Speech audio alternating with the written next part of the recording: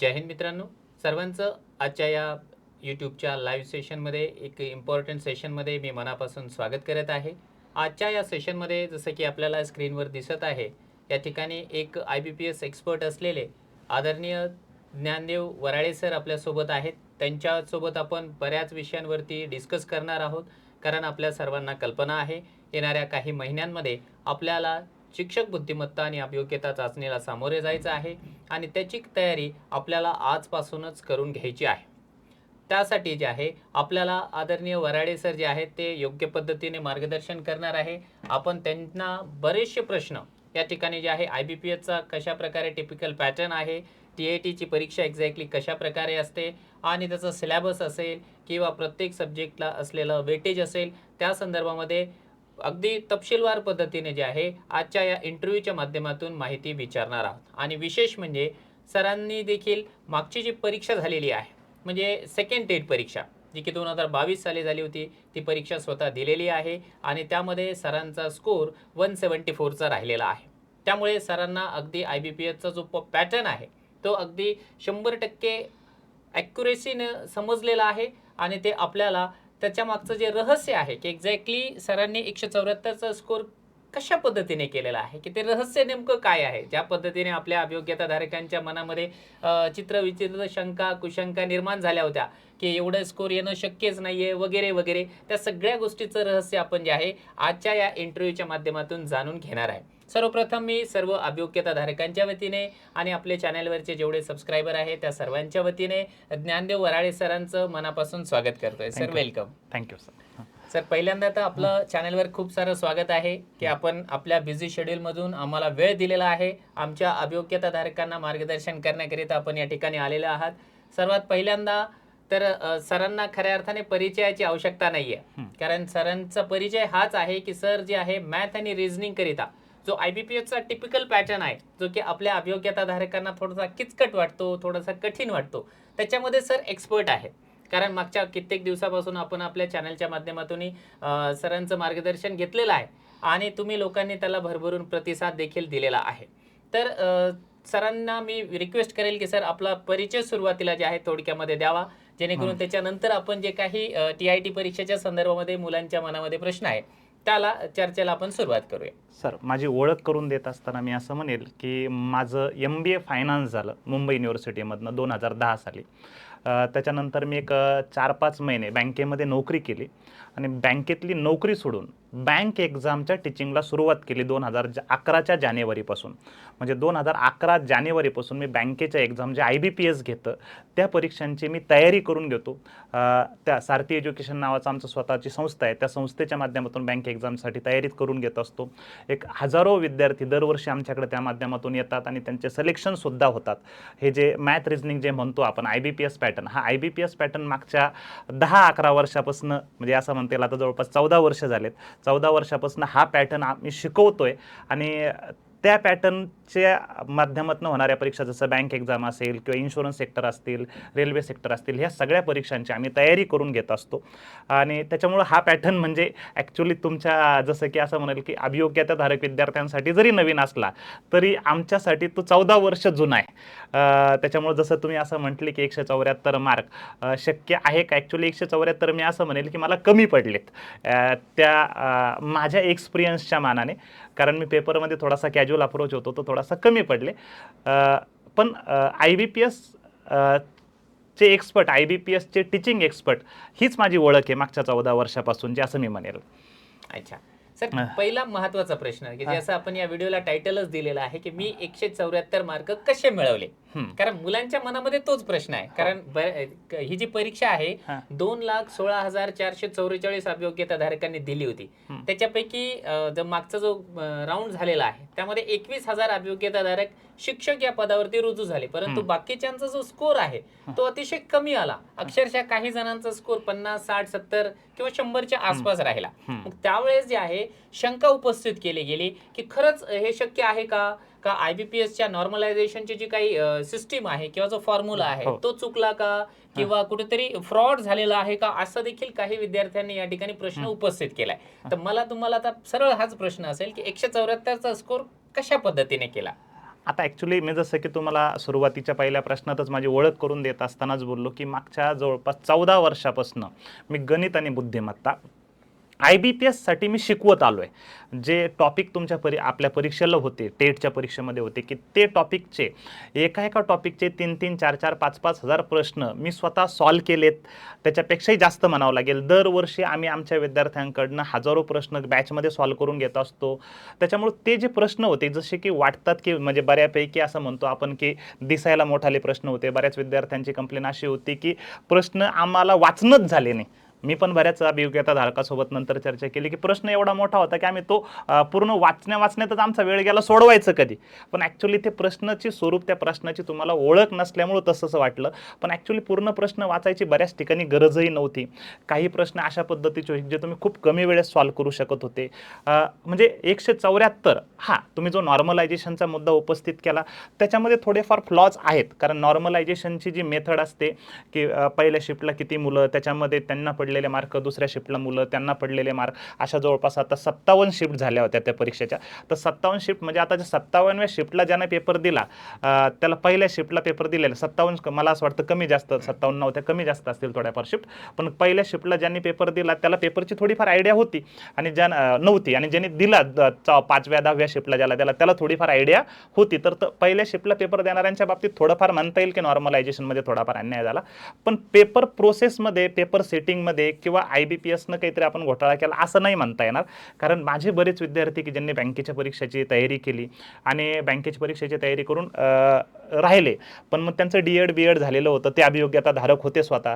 टेटची परीक्षा आली म्हणून त्यांनी परीक्षा दिली, त्यांनी पण इझिली 150च्या वर मार्क घेतले. मी तर शिक्षक आहे, मी 174 घेणं म्हणजे खूप काही नाविन्याची गोष्ट नाही, कारण मी 14 वर्षापासून ते शिकवतोय. पण बऱ्याच विद्यार्थ्यांनी सुद्धा घेतलेत 150च्या वर मार्क. म्हणजे मला नाही वाटत की ती जी परीक्षा झाली त्या त्याच्या पारदर्शकपणावर मी डाऊट घ्यावा असं मला नाही वाटत. थोडंफार नॉर्मलायझेशनच्या बाबतीमध्ये 1%, 2%, 5%च्या बाबतीत थोडाफार अन्याय होऊ शकतो असं मला वाटतं. अच्छा, आता लक्षात आलेलं आहे की 174 मार्क घेण्यामागचं सरांचं जे मागच्या 14 वर्षापासून टीचिंग फील्डमध्ये असल्या कारणाने सरांना सोपं गेलं. आता मी मुलांच्या वतीने एक प्रश्न असा विचारेल की सर, तुम्ही शिक्षक आहात, तुम्ही 14 वर्षापासून शिकवत आहात, तुम्हाला स्कोर करणं शक्य आहे. तुम्हाला 174 जसं तुम्ही बोललात की मला कमी मिळाले, मला 180 185 मिळायला पाहिजे होते किमान. तर आता मला असा प्रश्न असेल की एक सर्वसामान्य जी मुलं घरी बसून हा व्हिडिओ बघतायत त्यांच्या मनात आहे, सरांनी जर घेतले तर मग आम्ही घेऊ शकतो का, आम्हाला शक्य आहे का?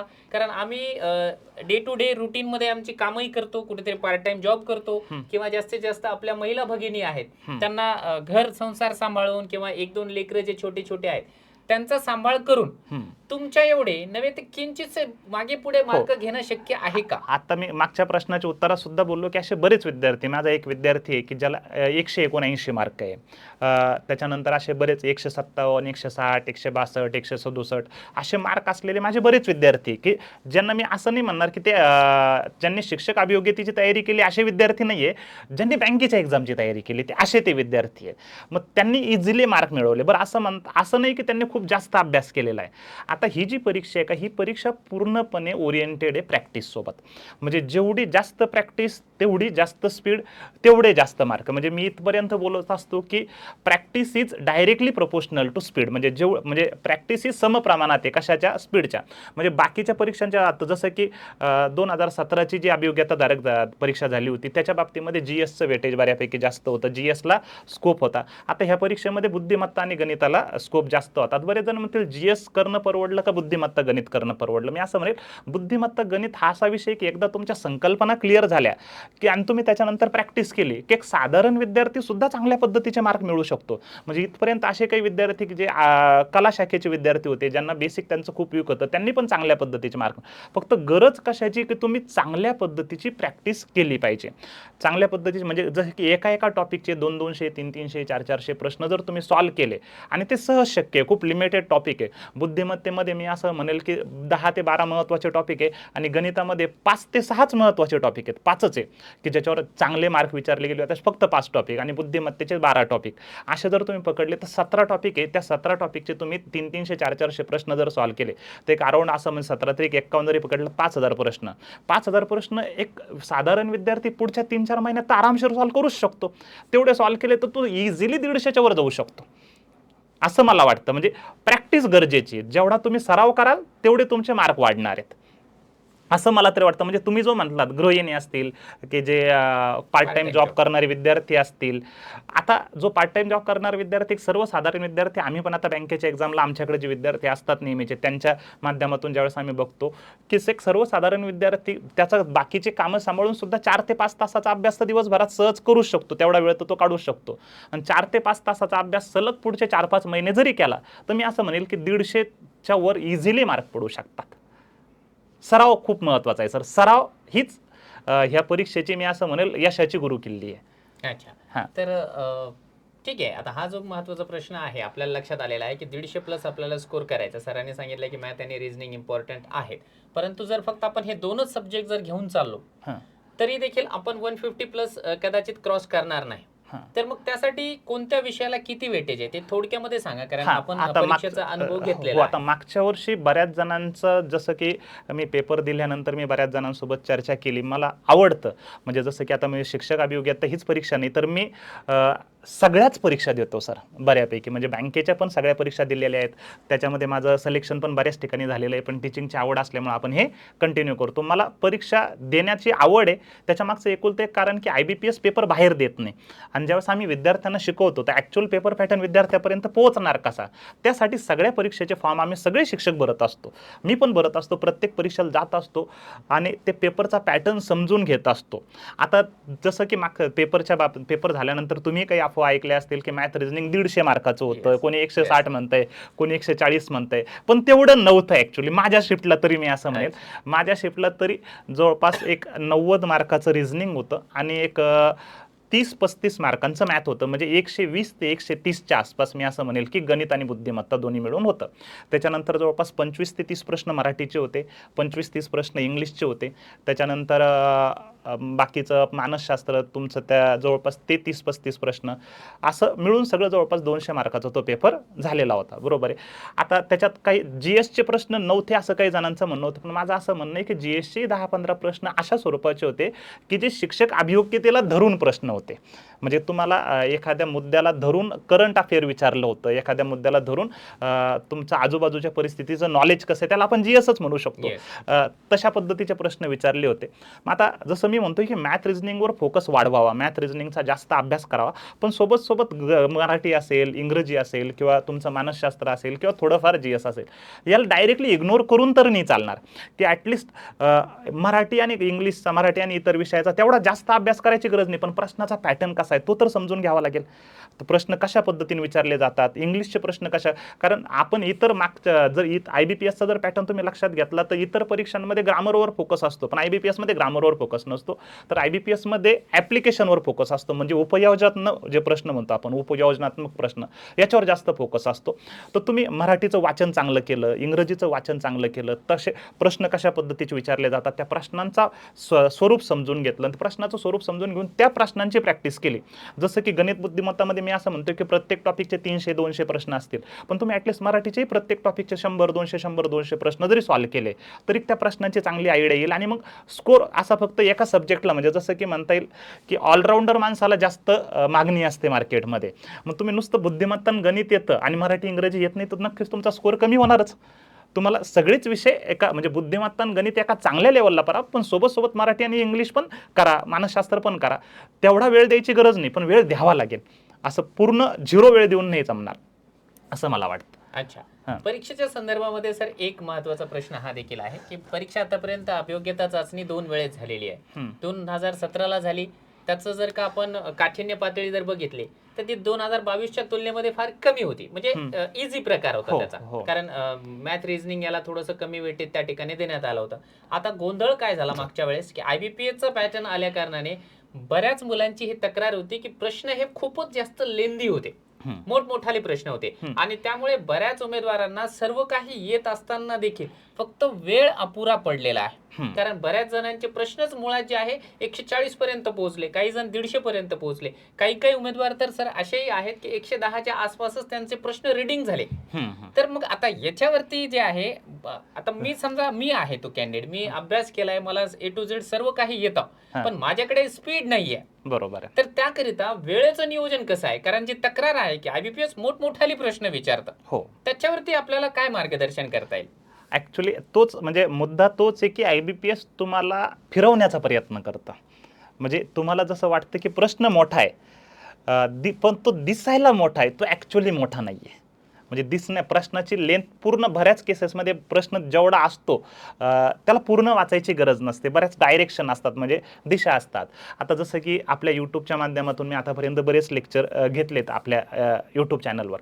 आता काही टॉपिक असे होते, की ज्याच्यात मी असं म्हणेल, की मी वर्ग समीकरणे घेतलं आपल्या यूट्यूब चॅनलवर, जो तुम्ही लेक्चर त्याचा आहे ते पाहू शकतो.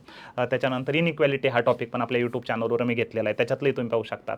आता इनइक्वॅलिटीचे जवळपास मागच्या वर्षीच्या पेपरमध्ये 8 ते 10 प्रश्न होते, कमीत कमी 7 तरी होते. ते 7-8 प्रश्न मोजून 1-1.5 मिनिटात सॉल्व्ह होण्यासारखे होते आणि मी सॉल्व्ह करून दाखवले. मुलांनी पण ते मान्य केलंय. आपल्या यूट्यूब चॅनलवर त्याचं लेक्चर आहे, मुलांनी सुद्धा ते मान्य केलंय. वर्ग समीकरणाचे गणितामध्ये 5 प्रश्न होते. वर्ग समीकरणाचा एक प्रश्न मोजून 20-25 सेकंदात सॉल्व्ह होण्यासारखा आहे. म्हणजे असे बरेच टॉपिक होते ना, की जर समजा मी असं म्हणेल गणित बुद्धिमत्ताचे मिळून जवळपास जर आपल्याला 120-130 प्रश्न होते, त्याच्यातले सिटिंग आणि पझल हे 2 टॉपिक असे की ज्यांच्यासाठी जास्त वेळ लागतो. पण त्याच्या व्यतिरिक्त सगळे टॉपिक असे की जे कमी वेळेत सॉल्व्ह होण्यासारखे होते. मग आपण ॲव्हरेज आउट काढायचं झालं तर तो म्हणजे काही प्रश्नाला 1 मिनिट 1.5 मिनिट लागेल, पण काही प्रश्न असे की जिथं 15-20 सेकंदात पण सॉल्व्ह होत आहे. मग ॲव्हरेज तो 30-35 सेकंदात तो प्रश्न सॉल्व्ह होतो. म्हणजे फक्त काय की तो त्या अप्रोचनं त्याला म्हणजे विद्यार्थ्यांकडे तो अप्रोच नव्हता. आता जे बँकेच्या विद्यार्थ्यांनी त्या पद्धतीनं आता बँकिंग एक्झामची तयारी करणारे, आता हे प्रामाणिकपणे तुमच्या आजूबाजूचे विद्यार्थी स्वीकार करतील की बँकिंग एक्झामची ज्यांनी तयारी केली होती त्यांना चांगले मार्क पडले, त्यांनी विदाऊट पैशाचं त्यांचं सिलेक्शन झालं. तुमच्या आजूबाजूचा एखादा गरीब विद्यार्थी होता की ज्याने बँकिंग एक्झामची तयारी केली, त्याने चांगले मार्क पडले. म्हणजे त्याला पेपर वाचता येत होता, पण तुम्हाला वाचता येत नव्हता, कारण तो तुम्हाला अप्रोच माहिती नव्हता. हा एक फरक म्हणेल. आता तो अप्रोच आपल्या यूट्यूब चॅनलच्या माध्यमातून असेल, आपल्या सध्या जे आपलं ॲप आहे मास्टर टीचर त्याच्या माध्यमातून असेल, तो अप्रोच आपण विद्यार्थ्यांपर्यंत पोहोचवतोच आहे. जसं की मी असं म्हणेल की बॅचेसमध्ये जसं की ज्या काही विद्यार्थी आपले असतील ते सांगतील की बॅचेसमध्ये आपण 300-300 400 प्रश्न एका टॉपिकचे देतोय. त्याच्यानंतर वर्ग समीकरणाचे तर जवळपास मी 500 प्रश्नाची PDF दिली आहे. त्याच्यानंतर इनइक्वॅलिटीची जवळपास 400-500 प्रश्नांची PDF दिली आहे. हे आता जर एका विद्यार्थ्यांनी एका टॉपिकचे 400-500 प्रश्न सॉल्व्ह केले तर तो टॉपिक त्याने उकळून पिल्यासारखा होतो ना. तो सहजपणे तोच प्रश्न 10 सेकंदात 15 सेकंदात सॉल्व्ह करेल. गमक तेच होतं, प्रॅक्टिस कमी पडली. म्हणजे पेपर अवघड किंवा सोपा हा ठरतो कशानुसार? प्रॅक्टिसनुसार. तुमची प्रॅक्टिस चांगली तुम्हाला पेपर सोपा, तुमची प्रॅक्टिस कमी तुम्हाला पेपर अवघड. हेच आहे. म्हणजे 2017च्या पॅटर्न आणि 2022च्या पॅटर्नमध्ये फरक होता. पॅटर्न थोडासा अवघड होता, पण ह्या अवघड पॅटर्नची आपली प्रॅक्टिस कमी पडली. आता त्याच्यात विद्यार्थी अनभिज्ञ होत नाही थोडेसे. IBPS नवीन होतं, विद्यार्थ्यांना माहिती नव्हतं, म्हणूनही बऱ्याच जणांचं नुकसान झालं असंही म्हणता येईल. पण ॲटलिस्ट आता ह्या वर्षी माहिती आहे, तर मी असं म्हणेल की आता तरी चांगली प्रॅक्टिस करावी. निश्चितपणाने सर, हां. की आता लक्षात आलेलं आहे की हां. बाबा आपला अभ्यास योग्य दिशेने आहे. फक्त आपल्याला गरज आहे, जसं म्हटलं जातं की प्रॅक्टिस मेक्स मॅन परफेक्ट. आपल्याला जेवढी जास्त प्रॅक्टिस होईल आणि सर त्यांच्या वतीने जेवढी होईल शक्य होईल तेवढं प्रॅक्टिस करून घेत आहेत. आपल्या बऱ्याचशा स्टुडंट्सला त्याचा अनुभव देखील येत आहे. सर आता आणखी एक मुलांच्या जिव्हाळ्याचा प्रश्न. जनरली काय होतं की 12वी सायन्स फॅकल्टीमधून ज्यांचं असतं तर ते दुसऱ्या फील्डमध्ये जातात, म्हणजे शिक्षकी पेशामध्ये न येता. बरोबर. जास्तीत जास्त शिक्षकी पेशामध्ये येणारे जे विद्यार्थी आहेत ते आपण असं समजतो की आर्ट्स बॅकग्राऊंडचे असतात. हो. कारण त्यांना ग्रॅज्युएशनला BA वगैरे केल्यानंतर काय करावं, आम्ही D.Ed करतो किंवा B.Ed करतो असं त्यांच्या मनामध्ये असतं आणि त्याच्यामुळे ते D.Ed B.Ed करून येतात. आता या मुलांसाठी जो आहे, आता यक्ष प्रश्न असा आहे की आमचं बॅकग्राऊंड आहे आर्ट्स फॅकल्टीचं आणि आता IBPSचा टिपिकल पॅटर्न आलेला आहे. त्याच्यामुळे आम्हाला ॲज कम्पेअर टू सायन्स फॅकल्टीच्या विद्यार्थ्यांच्या तुलनेमध्ये आम्हाला समजून घ्यायला किंवा आमची जी आकलन क्षमता आहे ती त्यांच्या तुलनेमध्ये कमी आहे. मग आपण आपल्या वतीने नेमकं काय मार्गदर्शन कराल, किंवा एक आर्ट्सचा विद्यार्थी आहे ज्याला फार जास्त जे रिझनिंग असेल किंवा मॅथमॅटिक्स आहे त्याच्या बेसिक संकल्पनाही अजून तेवढ्या क्लिअर नाही असं आपण गृहीत धरून चालूया. कारण बरेच जण जे आहे 10 वर्षापूर्वी D.Ed करून सोडलेलं आहे त्यांनी. आता त्यांना अपेक्षा जागृत झाल्या की ठीक आहे शासन भरती करतो आहे, त्याच्यामुळे पुन्हा ते या क्षेत्रामध्ये येण्यासाठी इच्छुक आहेत. मग त्यांचं कॉन्फिडन्स लेवल जो अतिशय लो झालेला आहे, त्यांना काय मार्गदर्शन कराल? मी थोडंसं ह्या मुद्द्यावर थोडंसं क्रॉस हे करू शकतो सर, की जनरली आमच्याकडं बँकिंगची तयारी करणारे आर्ट्स बॅकग्राऊंडचे बरेच विद्यार्थी आहे. सायन्सचे तर असतातच, सायन्स कॉमर्सचे पण असतातच, पण आर्ट्स बॅकग्राऊंडचे आहेत भरपूर जण. बाकीच्या बॅकग्राऊंडच्या विद्यार्थ्यांच्या तुलनेत आर्ट्स बॅकग्राऊंडच्या विद्यार्थ्यांचं तुम्ही जसं म्हणता की आकलन क्षमता थोडीशी कमी आहे, पण मी असं म्हणेल की आकलन क्षमतेपेक्षा ही परीक्षा मेहनतीवर जिंकल्या जाते सर. आणि आर्ट्स बॅकग्राऊंडच्या विद्यार्थ्यांची मेहनत करण्याची तयारी बाकीच्या बॅकग्राऊंडच्या विद्यार्थ्यांपेक्षा खूप जास्त आहे, हे मान्य करावं लागेल.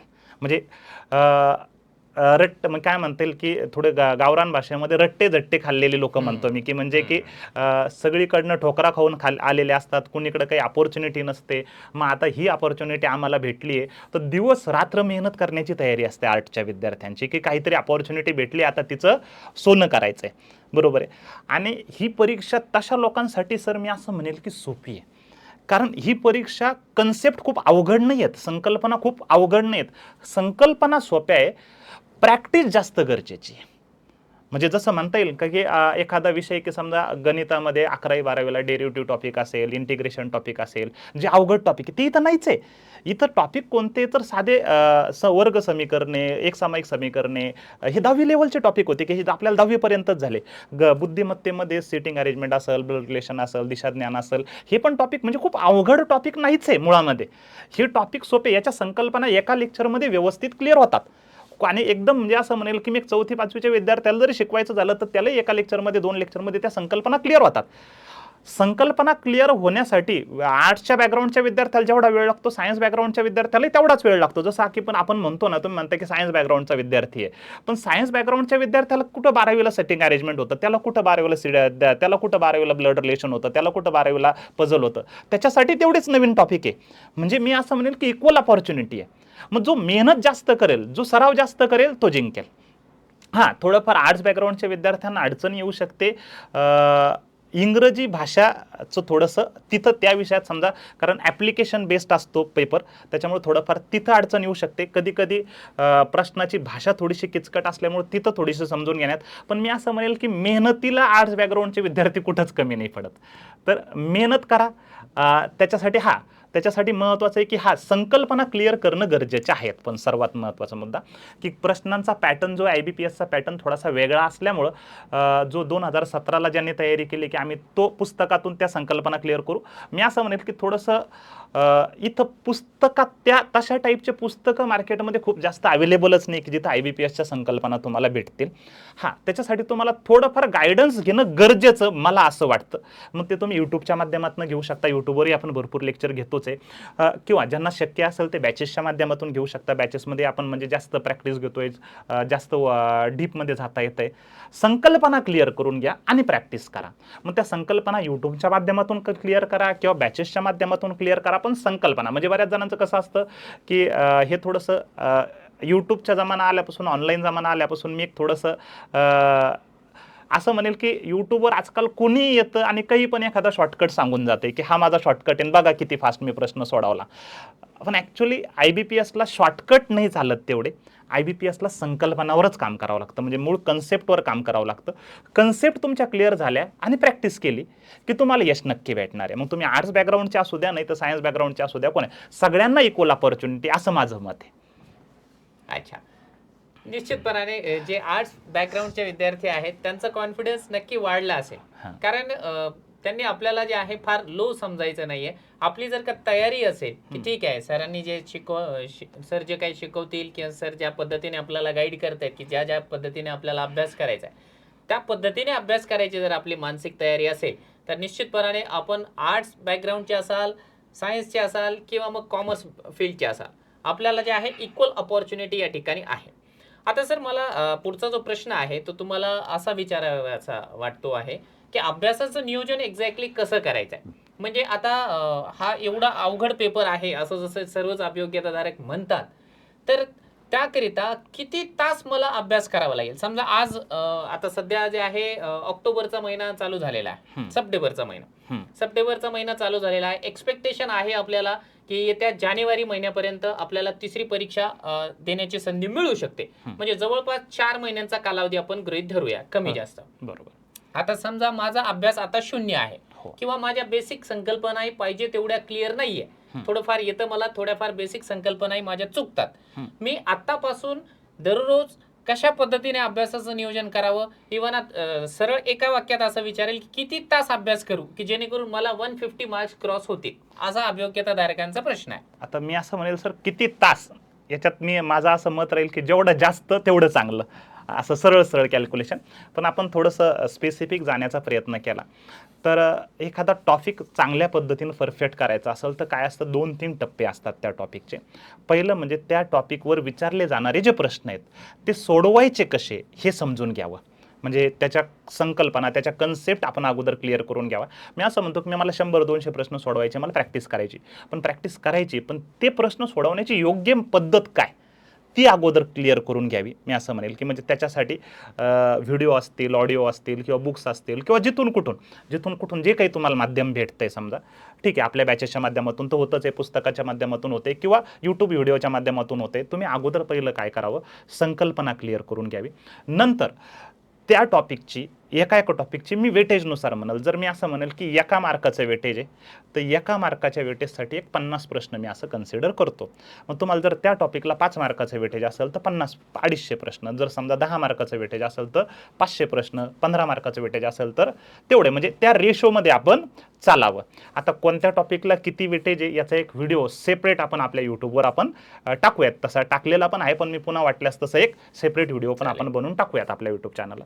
मग एका टॉपिकचं वेटेज 5 मार्क असेल तर 250 प्रश्न, 10 मार्क असेल तर 500 प्रश्न, अशा पद्धतीने आपल्याला चालायचं.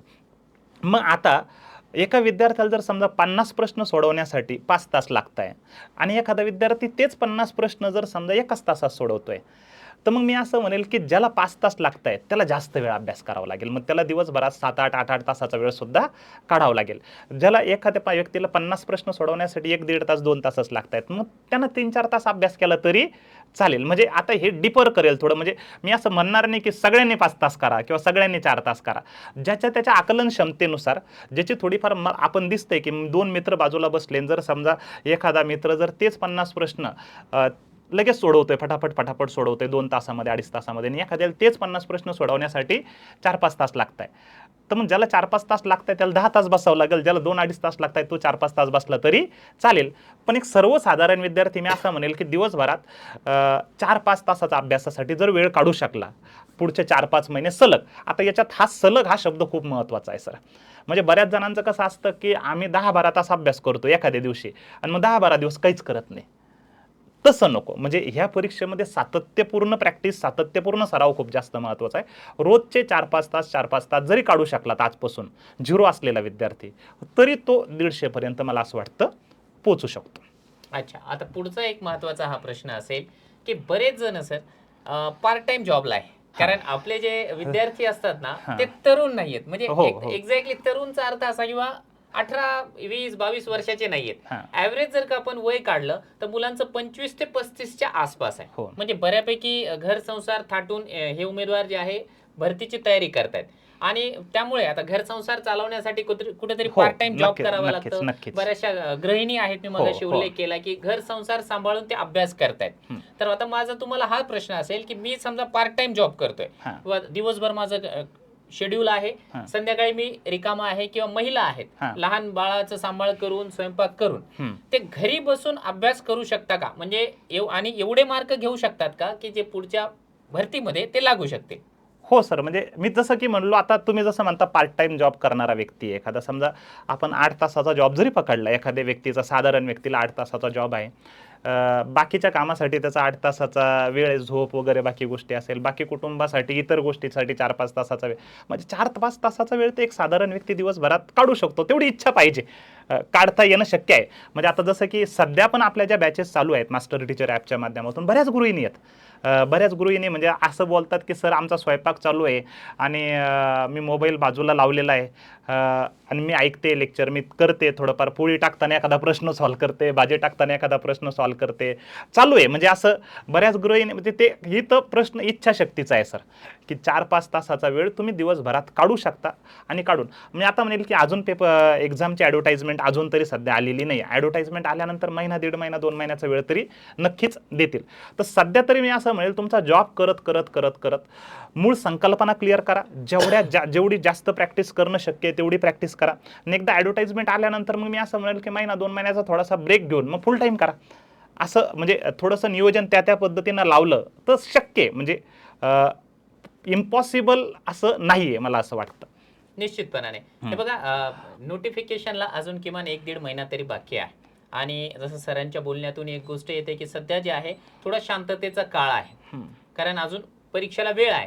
आणि असं म्हटलं जातं ना की शांततेच्या काळामध्ये जर का आपण जास्त घाम गाळला तर युद्धामध्ये आपल्याला कमी रक्त सांडावं लागतं. आता सध्या हा शांततेचा काळ आहे.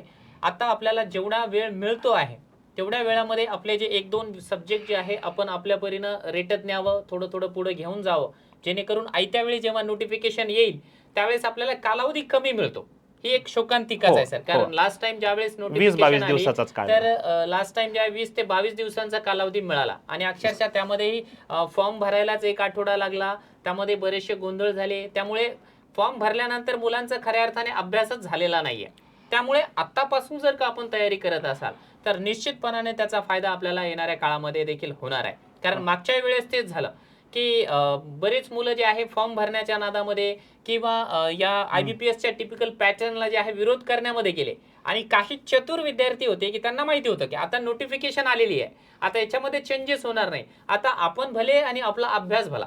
जे अभ्यासाला लागले त्यांचा स्कोर खऱ्याच अर्थाने चांगला लागला. आणि ते आज कुठेतरी स्थानिक स्वराज्य संस्थेला, जिल्हा परिषद, नगरपालिका, महानगरपालिका कोणत्या तरी शाळेमध्ये जे आहे स्वतःच्या हक्काच्या नोकरीवर आहे. त्याच्यामुळे निश्चितपणाने वेळ हा अमूल्य आहे. आपल्याला तो वाया घालवायचा नाहीये. आणि आतापासूनच जे आहे आपल्या आपल्या परीनं ज्या पद्धतीने ज्यांना ज्या पद्धतीने शक्य आहे त्यांनी त्या पद्धतीने अभ्यासाला सुरुवात करायची आहे.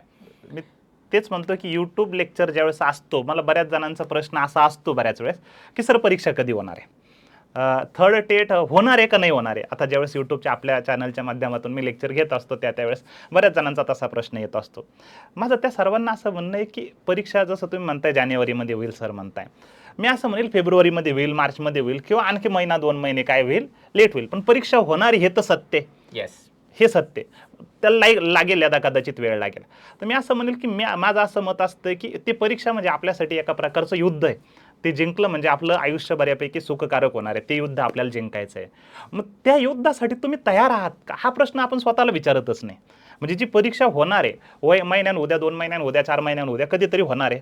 मग त्या परीक्षेसाठी लागणारे जे अस्त्र आहेत, त्या परीक्षेसाठी लागणारे जे शस्त्र आहेत, गणित, बुद्धिमत्ता, मराठी, इंग्लिश, हे शस्त्र तुम्ही रेडी केलेत का? नाही. म्हणजे आम्ही नुसतं विचारतो होणार आहे का, युद्ध होणार आहे का, युद्ध होणार. अरे युद्ध उद्या चालून डायरेक्ट IBPSने ॲडव्हर्टाइजमेंट टाकली, डायरेक्ट आली महिनाभरात, मग आपल्या अंगावर बॉम्ब पडल्यासारखं होतं. आम्ही त्या युद्धाला तयारच नसतो. मी असं म्हणतो की हे विषय तयार करा. हे विषय म्हणजे तुमच्या युद्धातले शस्त्र आहेत. ह्या विषयाला एकदा पक्क करून घ्या. परीक्षा कधी ना कधी तर होणारच आहे. काही जण म्हणतात की मला बऱ्याच जणांचा असा एक बऱ्याच यूट्यूबच्या माध्यमातून ज्यावेळेस लेक्चर घेतो तो असा प्रश्न येतो, सर MPSC घेणार की IBPS घेणार, असा पण एक प्रश्न बऱ्याच जणांच्या मनात असतो. माझं असं म्हणणं आहे की IBPSचा पॅटर्न हा गणित बुद्धिमत्तेच्या बाबतीत तरी MPSCपेक्षा अवघड आहे. गणित बुद्धिमत्ता ह्या 2 विषयाच्या बाबतीत मी बोलेन. मग जर तुम्ही IBPSसाठी तयारी करताय तर तुम्ही अवघड लेवलच्या परीक्षेची तयारी करताय. सोपा जरी पेपर आला, MPSCनं पेपर घेतला तरी तुम्ही तयार आहातच ना. म्हणजे तुम्हाला मी रिक्वेस्ट करेल सर की विद्यार्थ्यांना तुम्ही त्या बाबतीमध्ये, म्हणजे विद्यार्थी मिसगाइडेड आहेत. मिसगाइडेड म्हणजे कशा पद्धतीचे की रिकामी प्रश्न डोक्यात घालून त्यांचा वेळ वाया घालवताय. त्याच्यापेक्षा मी असं म्हणेल की अभ्यास करा. परीक्षा कोणीही घेऊ द्या, कधीही घेऊ द्या, तुम्ही स्वतःला तयार करा.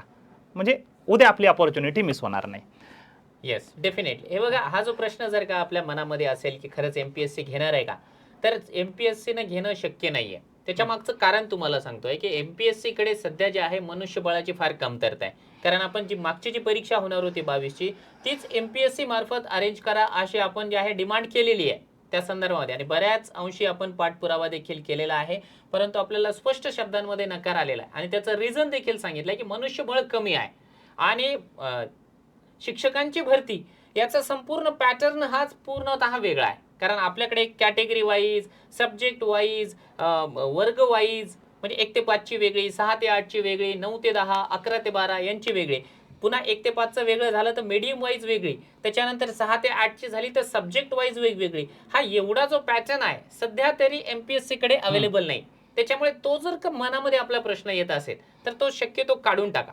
आणि जसं सरांनी बोलले बी, यदा कदाचित आपली बॅड लक त्यांनी जर घेतलंच तर आपण त्याच्यापेक्षा डिफिकल्ट लेवलसाठी प्रिपरेशन करतो. आता जर आपण डिफिकल्टचं सोल्युशन सहजपणाने करू शकत असाल तर उलट आपला स्कोर जर का IBPS ला 150 येणार असेल तर MPSC ला 180 येईल.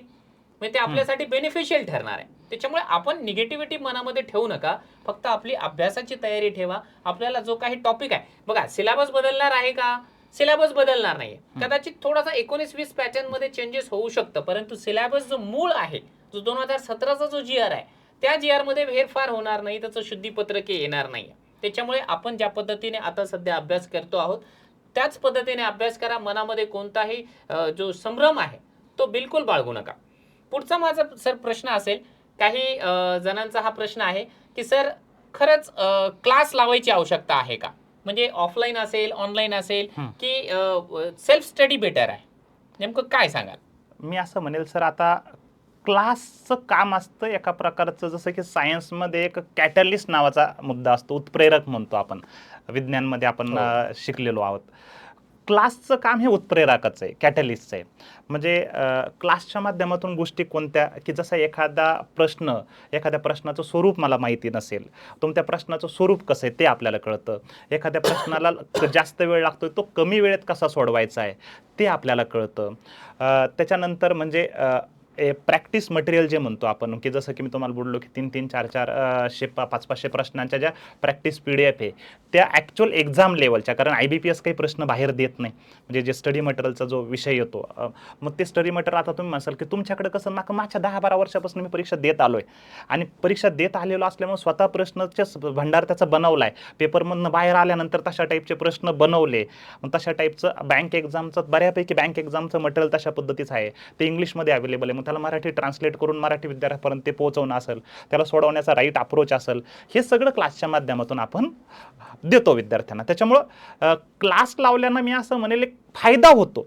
पण आता बरेच विद्यार्थी असे असतात की ज्यांची आर्थिक परिस्थिती नाही दिसतात. बऱ्याच जणांचे कधी कधी अधूनमधून असा एखादा दुसरा फोन येतो की सर मी मजुरी करतो, अक्षरशः मी कुठंतरी काम करतो, मला एवढी आपली फीस पण खूप नगण्य, 2,000-3,000च आपल्या फीस आहे, पण त्याही भरणं काही जणांना शक्य नसतं. मग त्यांना सेल्फ स्टडीच्या माध्यमातून आपण यूट्यूबवर देतोच आहे, जे काही शक्य असेल यूट्यूबच्या माध्यमातून असेल, पुस्तकाच्या माध्यमातून. म्हणजे क्लास लावणं कंपल्सरी असं मी म्हणणार नाही. क्लास लावल्याने फायदा होईल, पण न लावला तर सिलेक्शन होणार नाही असं मी बिलकुल नाही म्हणणार. असे भरपूर विद्यार्थी आहे की ज्यांनी स्वतःच्या जीवावर यूट्यूबच्या माध्यमातून असेल, 4-2 मित्र असतील त्यांच्या माध्यमातून असेल, इकडून तिकडून काहीतरी झटपटे विद्यार्थी असतातच, ते करतातच आणि ते त्यांच्या जीवावर सिलेक्शन काढू पण शकतात. फक्त क्लास जर लावत नसाल तर ॲक्च्युअल राईट प्रश्नांची प्रॅक्टिस करा, मी एवढं म्हणेल. प्रश्न ॲक्च्युअल IBPS पॅटर्न ओळखा आणि त्या दृष्टीने प्रयत्न करा. क्लासची गरजच आहे असं माझं काही मत नाही. फायदा होईल पण लावावं असं काही मला नाही वाटत. म्हणजे आता हा प्रश्न असा आहे की थोडासा दुहेरी आहे सर, म्हणजे त्याला दुहेरी धार आहे त्या प्रश्नाला, की म्हणजे एखादा, म्हणजे आता काही लोक कसे म्हणतात की जसे की आज क्लासला काही विद्यार्थी आहेत ते म्हणतात की सर जर मागच्या वर्षी आम्ही क्लास लावला असता, हे जे तुम्ही पॅटर्न आम्हाला समजून सांगताय, हा जर मागच्या वर्षी लावला असता तर हे जे माझं 2 मार्कांचं सिलेक्शन राहिलं, माझं 5 मार्कांचं सिलेक्शन राहिलं, माझं 4 मार्कांचं सिलेक्शन राहिलं, आणि हा टॉपिक तुम्ही आम्हाला एवढ्या सहजपणे समजून सांगितला, हा टॉपिक मला मागच्या वर्षी माहितीच नव्हता, पण हे 5 मार्क जर माझे वाढले असते तर माझं सिलेक्शन झालं असतं, मग क्लास लावण्याचा मला खूप फायदा झाला असता, पण मी नाही लावला किंवा तुम्ही मला भेटले नाही त्यावेळेस किंवा मी तुमच्यापर्यंत त्यावेळेस नाही पोहोचले. तर मी असं म्हणेल की 2,000-3,000 ज्या फीस आहेत हे म्हणजे खूप काही आजच्या डेटला लाडकी बहीण योजना आहे, लाडका भाऊ योजना आहे, म्हणजे जसं की आपल्याकडे महिला मंडळ बऱ्यापैकी, म्हणजे 3,000 ही काही खूप मोठी अमाऊंट नाही आहे. जसं बरेच जण म्हणतात की सर मी मजुरी करतो, मजुरी करून हे करते, म्हणजे 5 दिवसाची मजुरी असं म्हणावं लागेल, 5 दिवसाची 6 दिवसाची मजुरी. आपण काय करतो की आपण बऱ्याच गोष्टींवर खर्च करतो की महिन्याचं 300-400 रुपये आपण मोबाईलचं बिल पण देतोय सध्याचा विचार जर करायचा झाला तर. पण म्हणजे राईट गोष्टीवर इन्व्हेस्टमेंट केली पाहिजे असं मला वाटतं. हां, पण राईट ठिकाणी तुम्ही चेक करा, ती व्यवस्थित डेमो लेक्चर अटेंड करा, जिथं तुम्हाला क्लास करायचा आहे त्यांचे डेमो लेक्चर अटेंड करा, शिकवणारे लोक कसे आहेत तेच जाणून घ्या, त्यांचं नेमकं त्यांनी काय अचीव केलं आहे, त्यांनी त्या परीक्षा दिल्या आहे का ते जाणून घ्या आणि तो क्लास लावा. म्हणजे जेणेकरून तुम्हाला त्या क्लास लावण्याचा 10-20 मार्काचा, 5-25 मार्काचा फायदा झाला पाहिजे, तर त्या क्लास लावण्यात अर्थ नाही. तर मग क्लास लावूनही बऱ्याच जणांचा पश्चाताप होतो, असंही होतं बऱ्याच ठिकाणी, तसं नको व्हायला. Yes sir. खऱ्या अर्थाने ही गोष्ट बोलायला जिगर लागतो की यार तुम्ही स्वतः क्लास घेत असताना हां क्लासची तेवढी जास्त गरज नाहीये हां असं बोलणं खऱ्या अर्थाने हे जिगरबाज व्यक्तीचंच वक्तव्य असावं असं मला वाटतं. कारण बरेच जण जे आहे सर आज आपणही बघतो आहोत की असे लोक वेगवेगळ्या बॅचेस चालवतात ज्यांच्या स्वतःच्या फार जास्त कन्सेप्ट ज्या आहेत त्या क्लिअर नाहीयेत. जसं तुम्ही बोललात की बाबा आपण जे आहे आपल्याला जी वस्तू घ्यायची आहे तसं हिंदीमध्ये आपण म्हणतो ना की हर चीज हम ठोक पीट के लेते हैं. नाही, एखादा माठ जरी घ्यायचा असेल आपल्याला मातीचा तर आपण ते ठोकून घेतो. त्या पद्धतीने आपण त्यांचे डेमोज बघावे, साऱ्या गोष्टी बॅकग्राऊंड बघावं, त्यांना स्वतःला अनुभव आहे का किंवा त्यांचं स्वतःचं कर्तृत्व नेमकं काय आहे आणि या सगळ्या गोष्टी जर का आपल्याला व्यवस्थित वाटल्या तरच अशा व्यक्तींचं मार्गदर्शन घ्यावं घ्यायला मला देखील असं वाटतं. घ्यायला हरकत नाही. कारण म्हणजे ऑनलाईन एक मी असं म्हणेल की कोविडचं एक वरदान आहे सर. कोविड आल्यापासूनचं ऑनलाईन आणि ऑफलाईन बॅचेसच्या फीस खूप कमी आहेत तुलनेमध्ये. जर ऑफलाईन बॅचेसच्या बघायचं झालं तर 2,000-3,000 फीस ह्या काही खूप जास्त नाही आहेत. म्हणजे 2,000-3,000 जर आपल्याला बॅच भेटते की जे की आपलं 4-8 दिवसाची आपण म्हणतो की मजुरी एका प्रकारची, जर मजुरी करणाऱ्या लोकांची जरी असाच झाली तर, आणि ती एका प्रकारची इन्व्हेस्टमेंट एक जी तुमचं आयुष्य सुधारणार आहे भविष्यामध्ये, तर तेवढी इन्व्हेस्टमेंट करा. पण ज्याने परीक्षा दिल्या आहे स्वतः, ज्याने स्वतःचा परीक्षेचा पॅटर्न त्याला माहिती आहे, त्यांना स्वतः किती मार्क घेतलेत त्या परीक्षेमध्ये, तू पाहिले आहे का त्या परीक्षा, तर म्हणजे ते सगळं जाणून परखून घ्या. म्हणजे नंतर म्हणजे पैसे जाण्याचा मुद्दा नसतो सर. म्हणजे एखादा विद्यार्थी, मला वाईट ह्या गोष्टीचं वाटतं की एखाद्या विद्यार्थ्याने मागच्या वर्षी क्लास लावला, त्याने 2,000-3,000 ते पैसे दिले, पण त्याला त्या क्लासमधून तेवढे योग्य मार्गदर्शन नाही मिळालं, त्याच्यामुळे त्याचं सिलेक्शन नाही झालं. ते 2-3,000 ते गेले तो मुद्दा वेगळा, पण त्यामधले व्यक्तीचं वर्ष पण वाया गेलं ना. म्हणजे तो काय, त्याचं स्वप्न पण वाया गेलं, की त्याने जे स्वप्न पाहिलं होतं की मला व्हायचं आहे काहीतरी, ते स्वप्न पण वाया गेलं. तर थोडंसं ठोकून पहा. म्हणजे मी असं म्हणेल की परखून घ्या आणि मग जॉईन करा.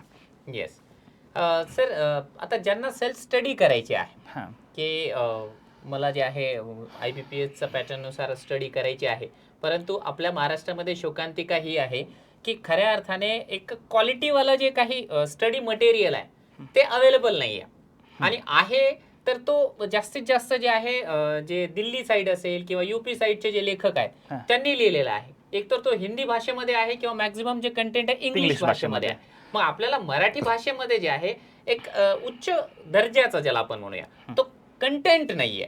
मग त्या मुलांनी नेमकं काय करावं, त्यांच्यासाठी काही मार्गदर्शन करता येईल का आपल्याला? ॲक्च्युली म्हणजे ही गोष्ट समजूनच मागच्या वर्षी मी 27 फेब्रुवारीला पेपर दिला सर. 27 फेब्रुवारीचा दुपारच्या शिफ्टला माझा पेपर होता, आणि मी पेपर दिल्यानंतर ज्यावेळेस बाहेर आलो त्यावेळेस मी बघितलं की हा जो पॅटर्न आहे हा एक्झॅक्टली बँकेचा पॅटर्न आहे. म्हणजे बँक पेपर जशा पद्धतीने होतात तशाच पद्धतीचा हा पॅटर्न आहे, आणि तशा टाईपचे पुस्तकं मार्केटमध्ये अवेलेबलच नाही मराठीमध्ये.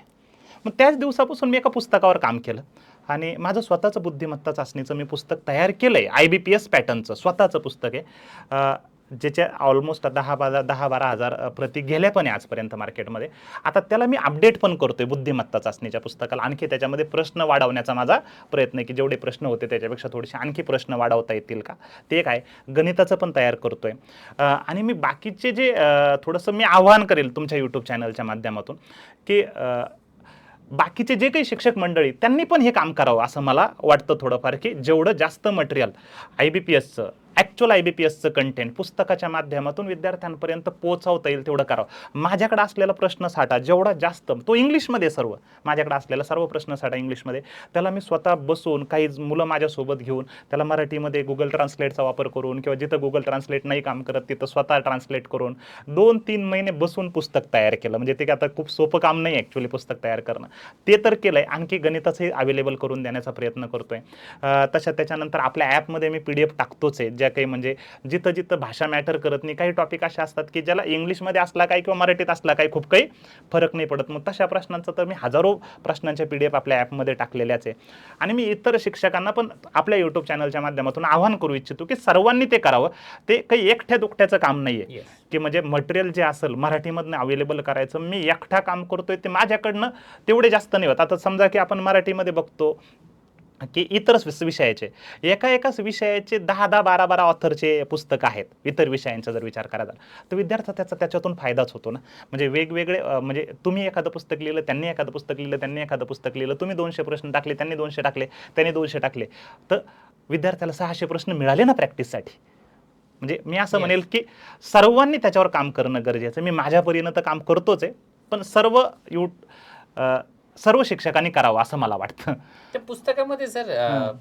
फक्त प्रश्न आणि आन्सर्स आहेत का त्याचं एक्सप्लेनेशन देखील आहे? एक्सप्लेनेशन देखील आहे. With explanation. With explanation. बुद्धिमत्ताचं पुस्तक आहे, गणिताचं पण काम चालू आहे बुद्धिमत्ताच्या पुस्तकामध्ये. आन्सर की पण आहे, एक्सप्लेनेशन पण आहे, त्याची व्यवस्थित सोडवण्याच्या मेथडसुद्धा दिलेल्या आहेत की कशा पद्धतीने हा प्रश्न सोडवला जाऊ शकतो. व्यवस्थित आहे. म्हणजे ज्या ज्या विद्यार्थ्यांनी आजपर्यंत पुस्तक घेतलं, बऱ्याच जणांचे फीडबॅक येतात की आम्हाला खूप त्याचा फायदा होतोय, अशा पद्धतीचं आहे. अच्छा. सर आता पुढचा आपला प्रश्न असा असेल की बऱ्याच जणांचा हा प्रश्न आहे की IBPS खरंच फार खतरनाक आहे का? कारण नाही नाही. मुलांची भाषा हीच आहे हो. की बऱ्याच जणांना ना जनरल परीक्षा आणि IBPS म्हटलं ना तर काही हं. काही जणांना घाम फुटतो. हं. तर ती जी भीती आहे ती खरंच भीती वाटण्यासारखी आहे का? सर काय आहे ना, मी असं म्हणेल की मी थोडासा क्रिकेटचा फॅन आहे, म्हणून थोडंसं क्रिकेटच्या लँग्वेजमध्ये ह्या गोष्टीला समजून सांगण्याचा प्रयत्न करतो थोडासा, की आणि बऱ्यापैकी जो इथलचा विद्यार्थी वर्ग असेल ते बऱ्यापैकी आपल्या वयाचेच आहे, समवयस्कच आहे, की आपण जर बघायचं झालं तर 2003 पासून आपण बघतो की ऑस्ट्रेलियाची टीम अशी होती की जिला हरवता येणं बऱ्यापैकी पॉसिबल नव्हतं म्हणजे येस. हरवल्याने जायचं. पण इंडियामध्ये क्रिकेट कल्चर IPL आल्यापासून एवढं जास्त पांगलं की म्हणजे क्वालिटी प्लेयर आले, खूप जास्त प्रॅक्टिस झाली आणि आज इंडिया ऑस्ट्रेलियाला सहजपणे हरवू शकतो. येस. म्हणजे ऑस्ट्रेलिया वीक झाला असं नाहीये, इंडिया स्ट्रॉंग झाला. म्हणजे ह्या लँग्वेजमध्ये मी असं म्हणेल की IBPS आहे, अवघड आहे, असं नाही की अवघड नाही आहे. पण अवघड आहे असं म्हणून तर नाही चालणार ना. अवघड आहे तर बरं ठीक आहे काय नेमका, तुझी ओळख करून घेतो, तुझे नेमके प्रश्न कशा पद्धतीने विचारले जातात ते समजून घेतो, त्याची प्रॅक्टिस करतो, मग सोपं व्हायला लागतं.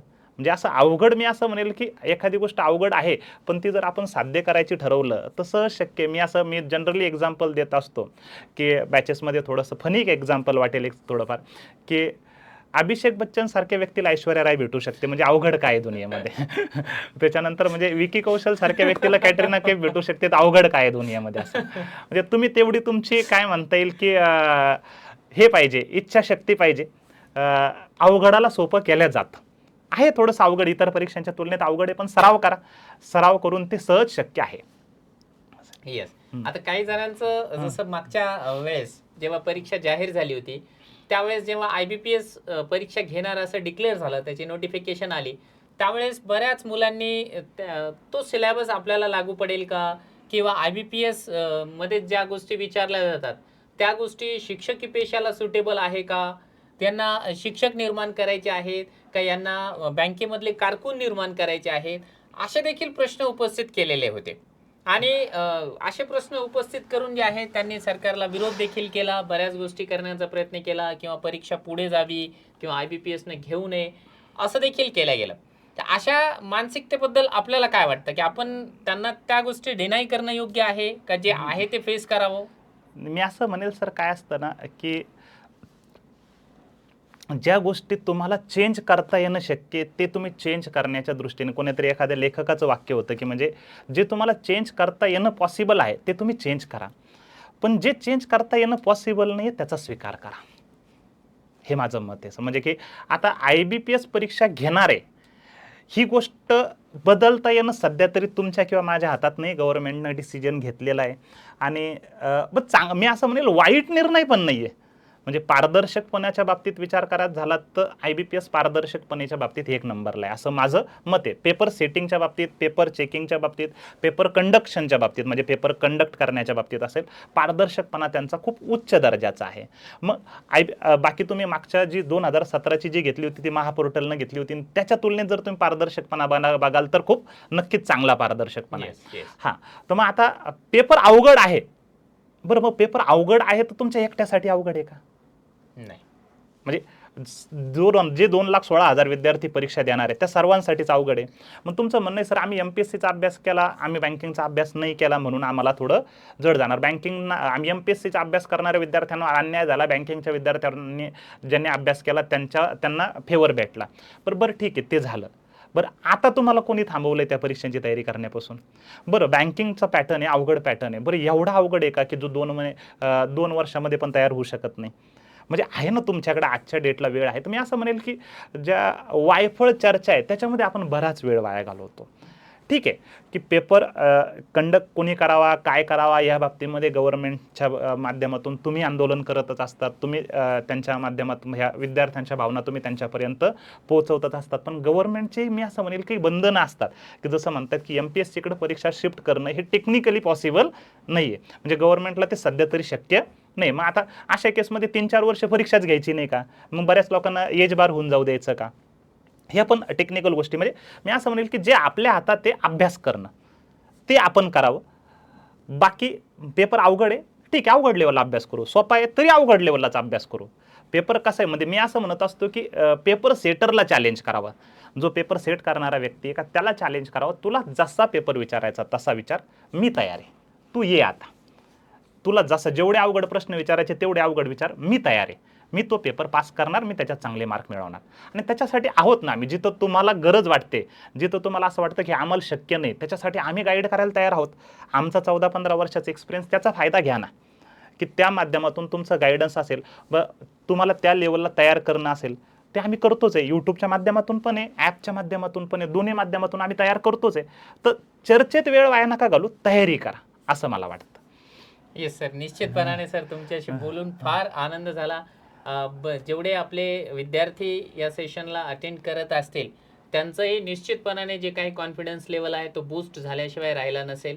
कारण त्यांच्या मनामध्ये ना छोट्या छोट्या शंका होत्या. तयारी करण्याची तयारीच, प्रिपरेशनची तयारी प्रत्येकाची आहे, मेहनत करण्याची तयारी प्रत्येकाची आहे. फक्त ज्या काही आपले मित्रमैत्रिणी असतात, आपला जो परिवार आहे, त्यांच्यापैकीच कोणीतरी एखादं काहीतरी कानामध्ये सांगून जातं की अरे फारच कठीण आहे, ते काय आर्ट्सवाल्यांसाठी नाही किंवा वगैरे वगैरे. तर हे जे रॉंग नंबर जसं म्हणतो आपण, असे बरेचसे रॉंग नंबर आपल्या डोक्यामध्ये बसलेले होते. मला असं वाटतं आजचं जे सेशन आहे ते बरेचसे रॉंग नंबर जे आहे आज आपले क्लिअर झालेले असतील. आणि बरेच जण आजपासून जे आहे आपल्या स्वतःशी एक प्रॉमिस करतील की नाही, आता जर सरांनी जे आपल्याला सांगितलंय ते माझ्या बुद्धीला 100% पटलेलं आहे आणि मी आज आत्तापासून जे आहे निश्चितपणाने अभ्यासाच्या तयारीला लागणार आहे. मग ती सेल्फ स्टडी असेल, सरांचं मार्गदर्शन घ्यायचं असेल किंवा इतर माध्यमातून असेल, त्या पद्धतीने निश्चितपणाने प्रत्येकजण जे आहे आपल्या आपल्या तयारीला लागेल. सर, या सेशनच्या शेवटी आमच्या विद्यार्थ्यांना नेमकं अभ्यासासाठी काय मोटिवेशन द्याल एक शॉर्टमध्ये? मी एवढंच म्हणेल की ह्या ज्या परीक्षा आहेत ह्या सरावाने जिंकल्या जातात.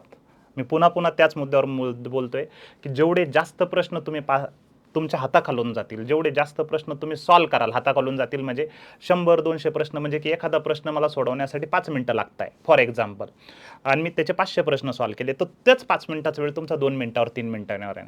त्याच 500च्या ऐवजी 1000 सॉल्व्ह केले तर तो आणखी वेळ काय होणार आहे, कमी होणार आहे. सराव करत राहा. जेवढा जास्त सराव कराल तेवढे तुमचे सिलेक्शनचे चान्सेस जास्त आहे असं मला वाटतं. एवढंच सर. धन्यवाद सर. थँक्यू सर्वांना. येणाऱ्या सगळ्या परीक्षांसाठी माझ्यातर्फे ऑल द बेस्ट. एवढंच मी बोलेन. धन्यवाद सर. आदरणीय वराळे सरांनी त्यांचं अगदी बिझी शेड्यूल असताना आपल्या विद्यार्थ्यांकरिता जे आहे एक इम्पॉर्टंट वेळ दिला या ठिकाणी, आणि प्रत्येक मुद्द्याचं जे आहे त्यांनी विस्तारानं उत्तर दिलेलं आहे. विद्यार्थ्यांकरिता त्यांनी आपल्याला त्यांचा जो अमूल्य वेळ दिला त्याबद्दल मी आपल्या चॅनलच्या वतीने, माझ्या वतीने आणि आपले जेवढे विद्यार्थी आहेत जे की हे लाईव्ह सेशन या ठिकाणी अटेंड करत आहेत त्या सर्वांच्या वतीने सरांचे खूप खूप आभार व्यक्त करतो. आणि सरांकडून एक शब्द घेतो की जेव्हाही याच्यानंतर आम्हाला गरज लागेल, जेव्हाही आम्हाला मार्गदर्शनाची गरज लागेल, त्यावेळेस आम्ही सर तुम्हाला हक्काने आवाज देऊ आणि तुम्हाला जे आहे पुन्हा एकदा विद्यार्थ्यांना मार्गदर्शन करण्यासाठी या ठिकाणी यावं लागेल. चालेल. धन्यवाद. धन्यवाद.